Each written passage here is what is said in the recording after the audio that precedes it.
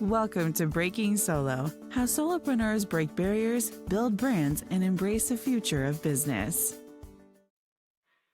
Hello, everyone, and welcome to another episode of Breaking Solo. With me today is Chuck McKay. Chuck, thank you for being on the podcast. Donna, I really appreciate the invitation. Thank you. Thank you. Awesome. So tell the audience what you do. My company is Wizard of Ads Chuck McKay Limited. I'm part of the International Wizard of Ads organization. There are about 87 of us scattered around the world. And I help local businesses become the obvious choice in an AI-driven world. Wow, that sounds interesting. You'll have to tell us more about how you do that. It's it's pretty straightforward. Do you want me to tackle that now, or okay? In my opinion, there are three requirements anymore. You need an AI-friendly website, because the reality is about 40% of all the searches anymore are not being done on traditional search engines. Right. And the results on those were, here are 10 listings, eeny, meeny, one, and see if they come close to what you had in mind. And the idea on those was stuff as many keywords as you can into here without it being too obvious. And maybe that'll boost you up a bit in the ranking. But you still had to open them up and look at them and decide, is this what I'm looking for? The AI engines are looking not to rank people, but to qualify them. And so it looks to see, who are you? What do you do? Where do you do it? Who do you do it for? And is that clear right off the bat? That's the very first thing. And if any of those things are not there, you just don't get mentioned. They don't give you a list of possibilities. They say, here is the one recommendation I've got for you. In fact, I'll tell you a quick story. One Saturday morning, I had a toothache that was kind of annoying, and then it would go away for a while, and then it would come back. And one Saturday morning, it stopped being annoying and started being painful. And I said, okay, what am I going to do about this? So I went to Google, and I said, dentist near me, and it gave me the long list. How about this? Is there a dentist in Noblesville, Indiana, that is open on weekends and will accept walk-in patients without an appointment? And oh, by the way, will they accept my insurance? And bam, it had one name in the upper left-hand corner and an explanation of what they do and how to know that this was exactly what I'm looking for. And the AI engine even said, would you like me to place the call? Wow. That's the difference between search and AI-aided discovery, I guess.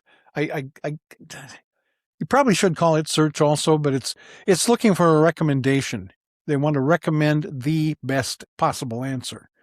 And the AI-aided search, the AI-aided website, AI-friendly website, is set up so that all the information that the search engine, the AI engine would need is there. And it looks for things like, what do other websites have to say about you?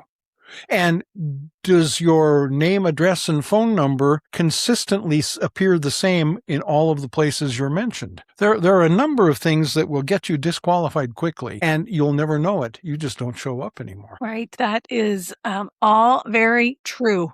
I'm sorry, you asked me what it takes to get people to the obvious choice. The second step is look for people with intent to purchase.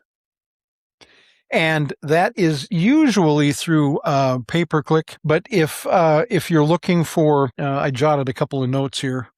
If the query is, how does a water heater work? That person will not be calling a plumber today. He's looking for information. But if it's water heater replacement in Mineral Wells, Texas, that's somebody who's looking for help getting that heater replaced. That would be a good one to target. You want to look for words like cost, price, quote, estimate, emergency, same day, open now. Those are intent signals. And lastly, mass media memory. You cannot grow market share without exposing your message to people who do not need you today. Period. Can't be done. And so if you get into radio or television or billboards or streaming video or podcasts, and and your message is there, people will become familiar with you, and that familiarity leads to trust, and that trust leads to purchasing. And therefore, over time, you will grow share of market over somebody who doesn't do those things. So those are my 3 elements. All makes perfect sense. Thank you. So tell me, what did you have to give up on your path to becoming a solopreneur? There's always that period between I have a regular check coming in and nobody knows who I am yet. And that's what you give up. You give up security. And it's a little difficult, especially if you have a family to support as you're ready to plunge into this change. My story is very simple. I was selling advertising for a radio station in North Florida. Have you ever been in North Florida in August, Donna? I'm thinking Gainesville, Jacksonville, Pensacola. Not for a very long time. The humidity will kill you if the heat does not. So we used to come out of the office at the end of the day and bear the heat to walk across the street to the local watering hole. And it was deliberately dark in there and heavily air conditioned. And the only illumination came from beer signs all over.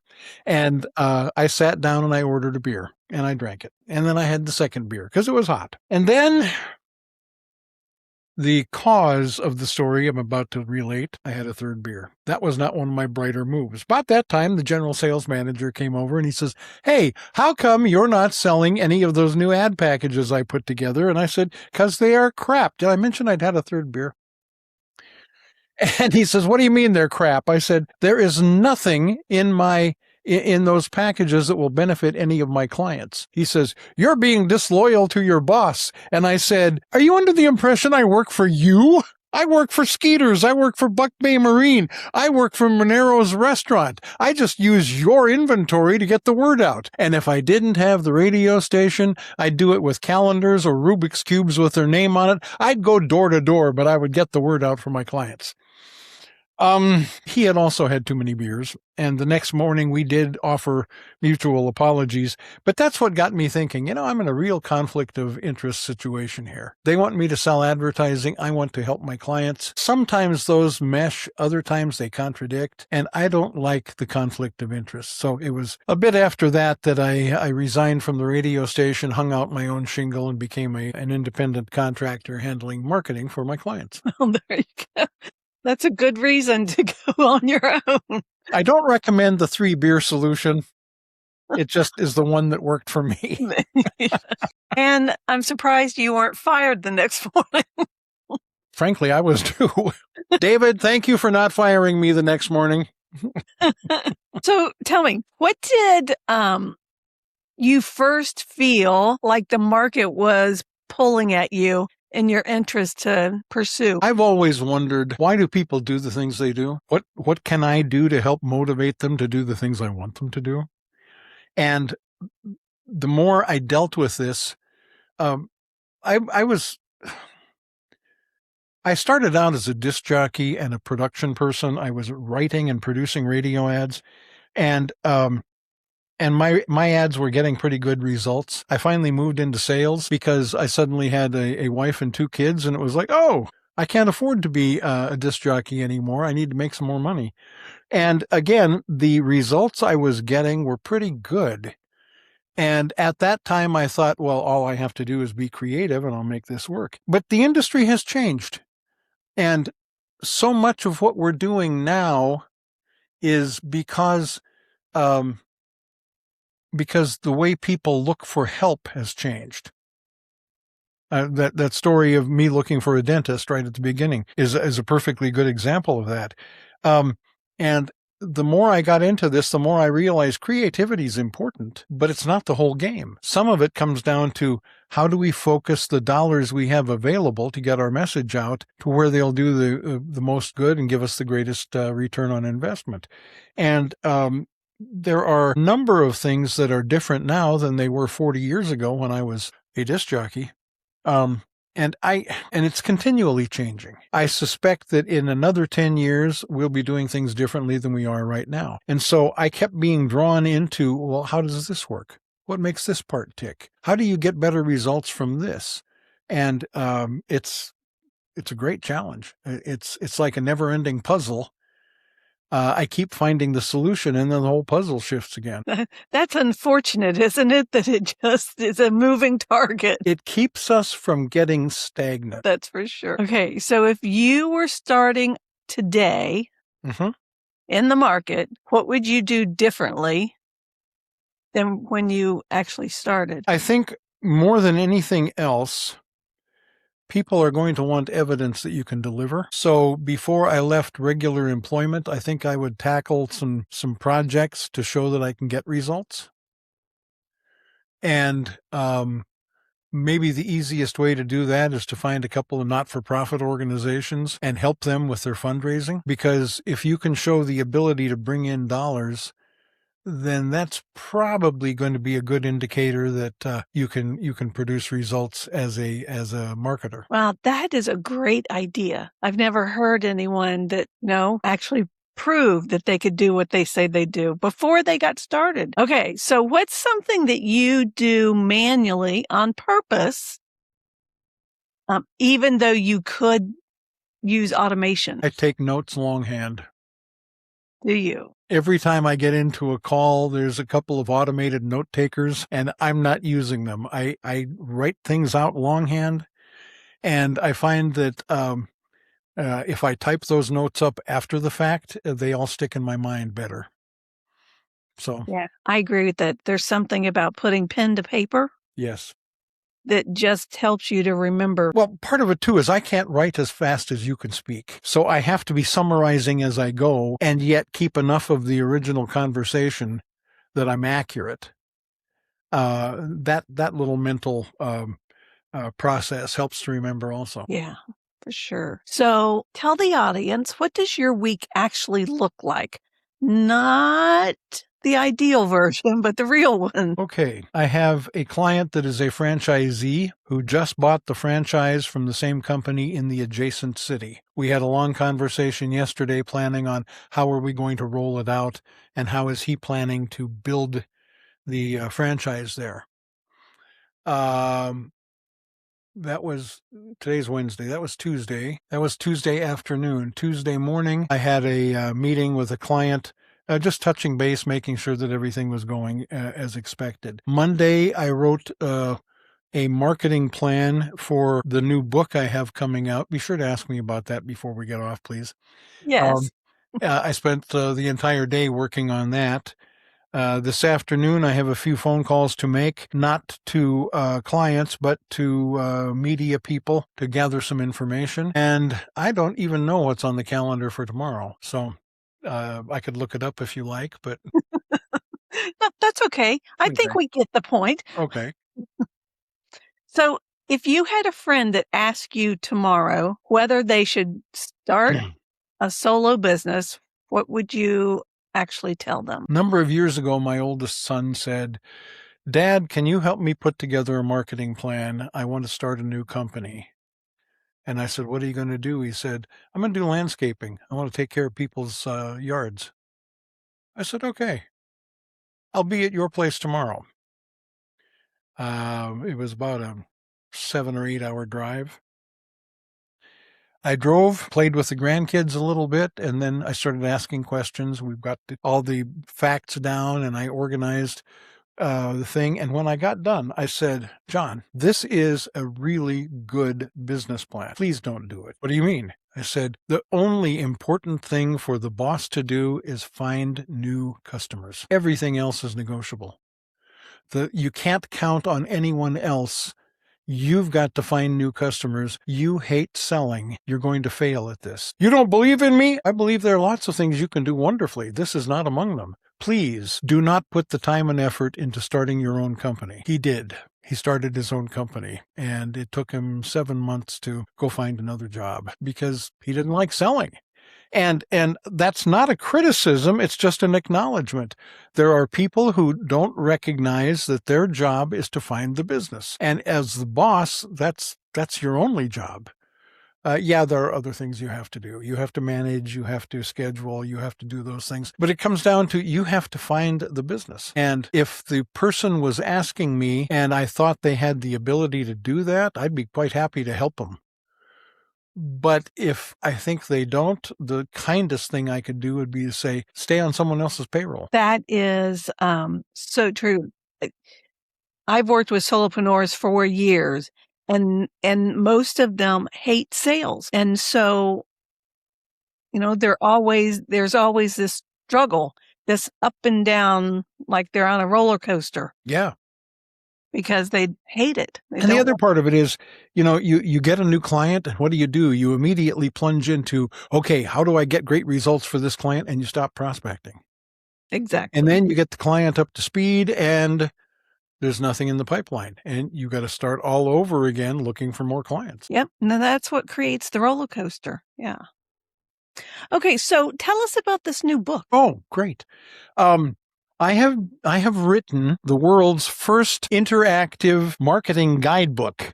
And by interactive, I mean there are QR codes throughout the book that will take you either to an instructional video that digs deeper into the topic in this chapter, or it'll take you to a new marketing tool that I have developed. AI has given us all kinds of opportunities.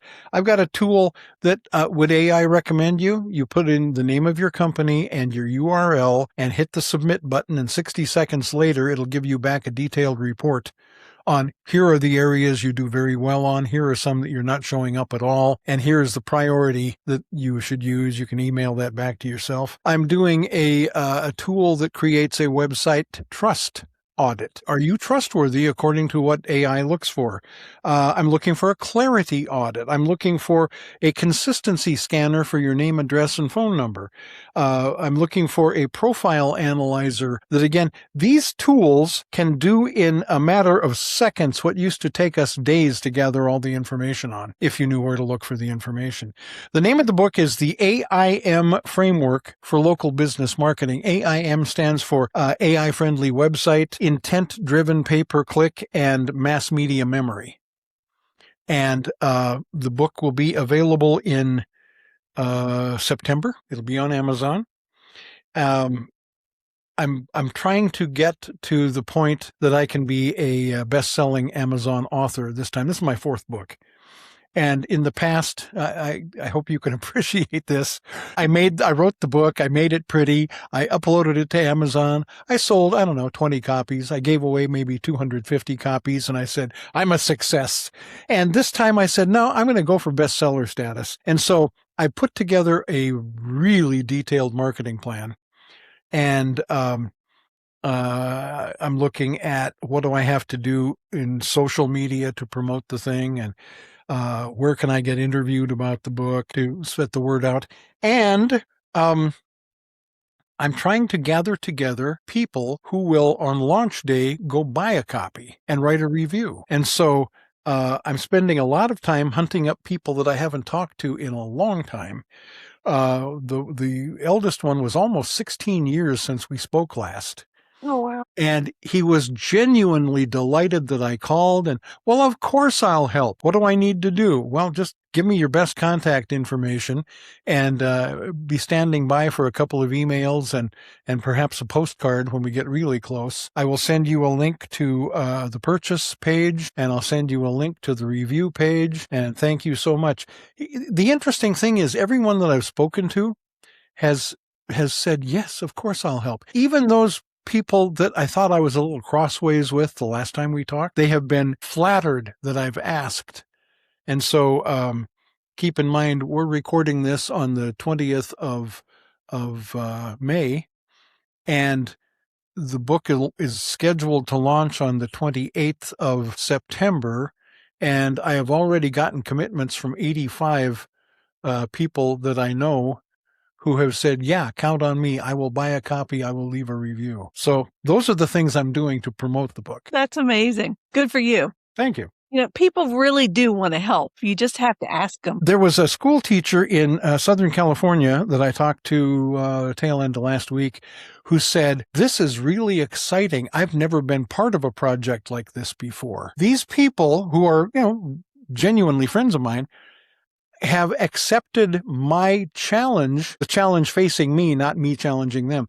They have accepted the challenge that I'm taking on as their challenge as well, and they're excited about being allowed to participate. Isn't that amazing? It is amazing. Good. You're going to have a successful launch, and you'll become a #1 best-selling author. Yes. I'm certain of it. Thank you. Okay, Chuck, tell the audience where they can connect with you and learn more about what you do. My email is Chuck McKay, just like it sounds, at wizardofads.com. My web address is wizardofadschuckmckay.com. And my phone number, in case you like to talk rather than type, is 317-316-0645. I tell people, call anytime you like. When I go to bed, I leave the phone in the charger downstairs, and I won't hear it ringing. I'll just have to pick up the missed call notes tomorrow morning. But I'm fairly easy to get a hold of. That's amazing. All right. Thank you so much for being with me today. I thoroughly enjoyed our conversation. Thank you for inviting me. That was very kind of you. Absolutely. All right, everybody. We'll hear you, or you'll hear us on another episode of Breaking Solo. Thank you.